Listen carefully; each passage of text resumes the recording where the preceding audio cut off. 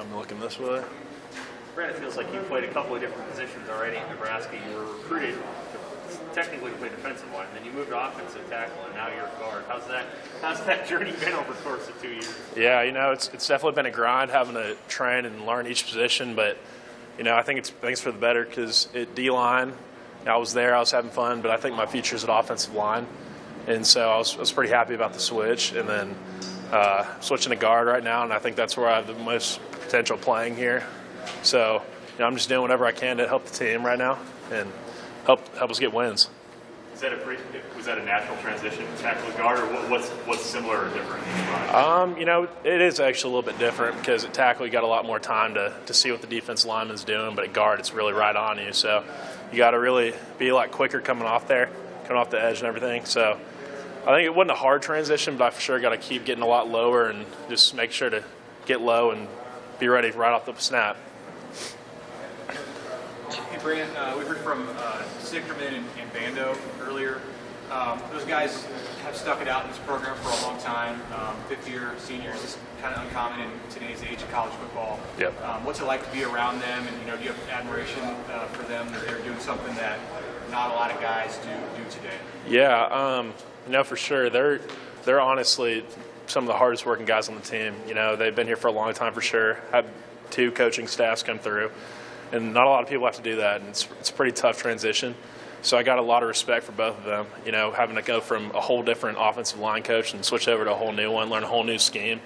They really had to put it out, and so I think they're doing a great job. How much, from your perspective, does it help to have guys like that who know the system, have been around, they're older, can help younger guys, even if they're not like, the star left tackle or the star, they move around from guard to tackle wherever they're needed. Yeah, I mean, no matter what, they're still the oldest guys on the offensive line, and especially Matt Sichterman, he's guard with me right now, and he's really helping me out with everything because it was a quick transition. I switched to guard right before spring ball, so I'm really going out there every day to give my hardest, and whether it come to scheme or assignment or hip leverage or anything, Matt Sichterman's always been there to critique me a little bit, and that really helps me every day.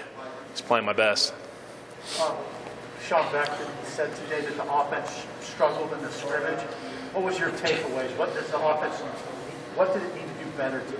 Yeah, for sure. So I think today it was more a mental game today. You have to every day you got to come out with aggression. You got to play with power, and you really have to execute when it comes down to it, because execution leads to emotion, which leads to everything else in the game to win. So I think today they came out with more execution, which they all got super hype, and we just had to match their energy. So I think when it comes down to it, you got to come out and execute.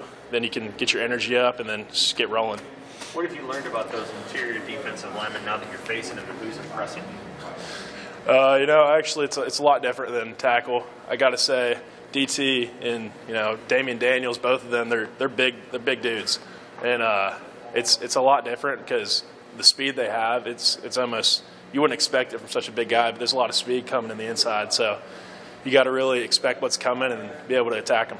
Now Damian's he's about 6'2", so you got to get. You're not. DT, so how low do you DeAndre. get him? Yeah, you got to get low. That's part of my game right now, is make sure I'm staying low and keeping my hands inside, especially on those smaller guys who have a lot of weight on them, super quick. So got to stay low on all of them.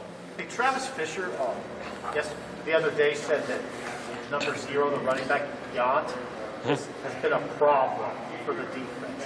It's an ongoing problem. What kind of problem is it? Oh, he's a good problem for sure. Good for us. Yant's a real good player. He's going to be great for us in the future. Real big running back. He'll definitely run some people over this year, so we're pretty excited about him. Surprised about he can walk on? Yeah, I can't even say I'm surprised, because the walk-ons we get here, it doesn't matter where you come from or, how you look. It depends on how you play. Luke Reamer, he was a walk-on, and he's on scholarship now and he's balling out. So, yeah, he's going to come in and do the same thing for us. The fact that they moved you to guard says they feel pretty good about Turner at tackle. Mm-hmm. How good of a player is Turner at such a young age? Turner's a really good player. He came in and he's really impressed everyone. So I think he's going to have a great career, too, at tackle. All right. Thank you guys. Thank you.